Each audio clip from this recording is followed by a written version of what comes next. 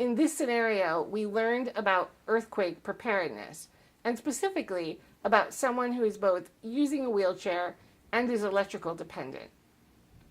There were two key things that came up in this scenario that will actually carry out throughout the rest of the videos. So let's talk about them first.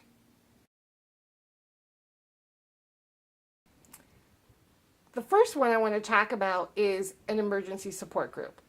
These are people that you've identified before the disaster that can help you during the emergency. These can be friends, family, coworkers, caregivers, or even neighbors. This is one of the most important steps that you need to do for yourself before a disaster strikes. We've included a page in your workbook on how to do this. I know it can feel intimidating asking someone for help, but this is so important for your self-preparedness. There are times in disaster that people are going to need to take care of themselves or their family. But if you ask enough people, someone is bound to be able to help you. And I know enough about disaster to know that most people really like to step up and help out where they can. In general, 5 to 6 people is a good number to ask. And if people say no, keep asking.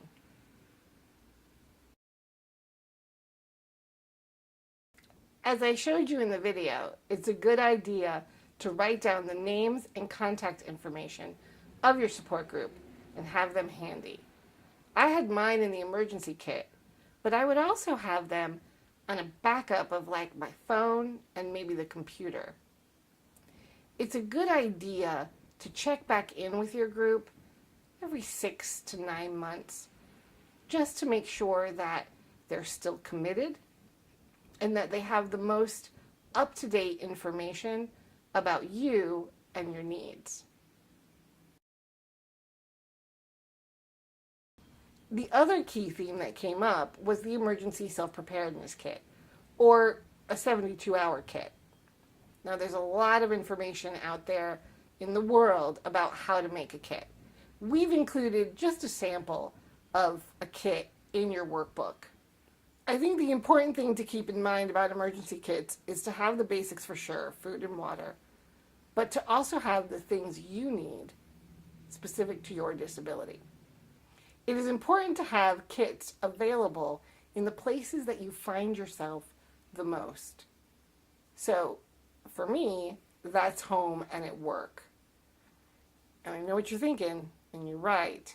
It's not always easy to have multiple medications or durable medical equipment. Just do what you can.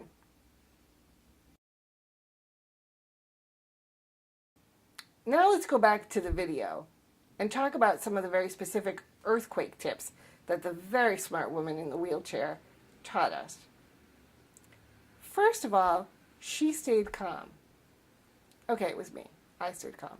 And I was able to do that because I had prepared with preparedness before the earthquake happened.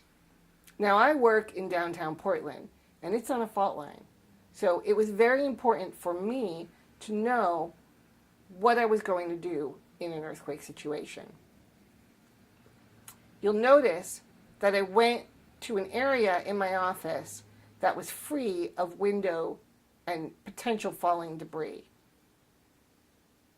You should do this both at home and in your office. Make sure you know where you're going to go. Now, if you can get out of your chair, the best thing to do is to get under a desk or table. But if you can't, figure out where that location is and know where you're going to go should an earthquake happen. And if you're in a manual chair, make sure you lock those brakes. And do you know what I didn't do? That's right. I didn't leave. I didn't evacuate.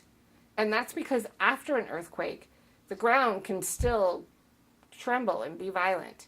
And that's called an aftershock. So during an earthquake, you really want to stay indoors until you've received some sort of emergency notification that it's all clear. Emergency tried to throw me for a loop. He cut the power, and I'm pretty electrical dependent. Not just at work because of my wheelchair, but at home, I have a CPAP machine. So let's review some of the things that you can do if you're electrical dependent.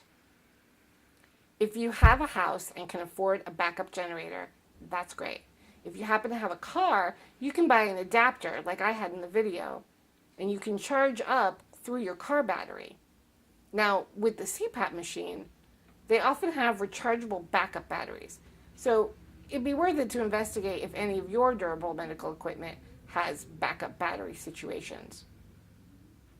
Ultimately, though, you may need to just evacuate to a shelter where they do have a generator. Or in some emergency scenarios, you may be able to just go to a different part of town where there still is electricity. These are the things that you need to prepare for. The final thing I want to highlight is the whistle. Now, I carry a whistle on me at all times. I have it on my keychain. This is really important for me because I'm not very strong. And what we learned in the video was if you're ever in a situation where you're trapped, you want to make a repetitive sound over and over again. I choose a whistle because it's easy for me to blow the whistle. But if you have normal strength and you can bang something, just make sure you're doing it in a repetitive sound because that's what's going to alert first responders to know that you're there and you're trapped. Wow, that was a lot. Let's move on to the next scenario.